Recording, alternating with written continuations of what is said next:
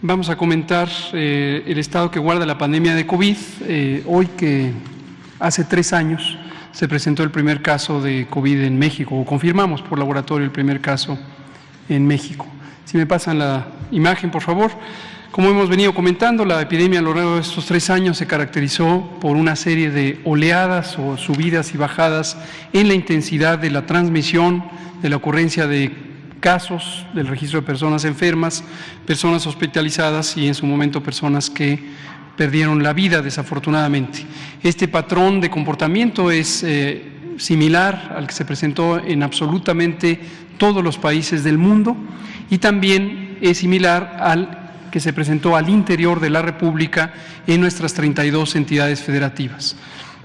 Y lo que se ha identificado progresivamente es que este patrón de comportamiento epidémico tenderá a estabilizarse en el sentido de que se presentará con una regularidad anual posiblemente, coincidiendo con las temporadas frías del año. ¿Por qué sabemos esto?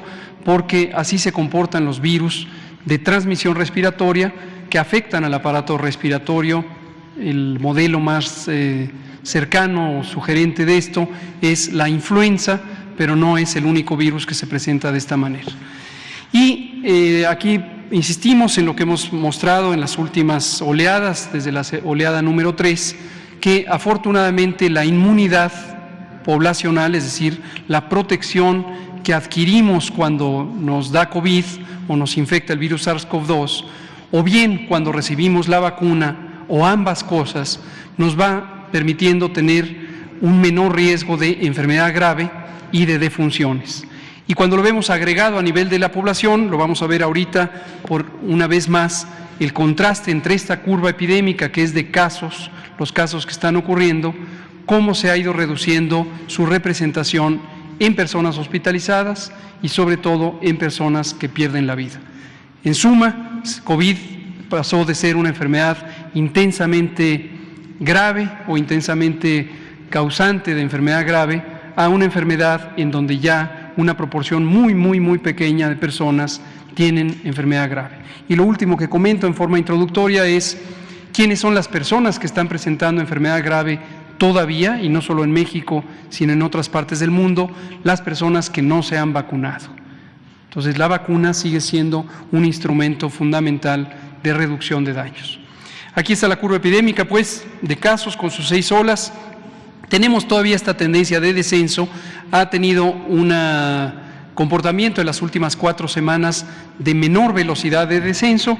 Eso no es inusual, ha ocurrido, como se puede ver en la propia gráfica, en los periodos interepidémicos de otras oleadas, por ejemplo, entre la oleada 2 y la 3, que también estuvo un periodo largo en donde el descenso fue más lento. No necesariamente es algo de qué preocuparse. En la siguiente lo que vemos es la hospitalización, prácticamente inaparente ya en el extremo derecho de las gráficas.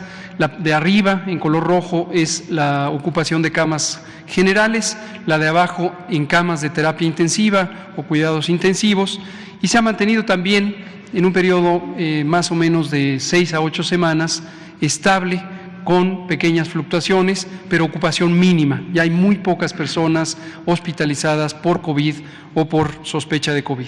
Y la última es la gráfica de mortalidad a la que hacía referencia.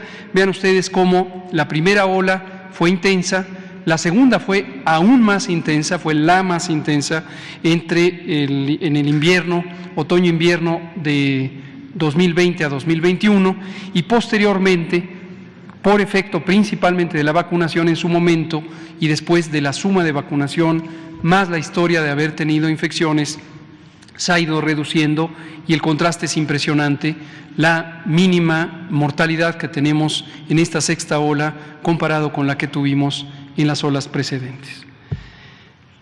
La siguiente es un recordatorio de la cobertura de vacunación, no entraré en detalles de esta, pero se ven ahí los números en el extremo izquierdo de la gráfica o de la tabla.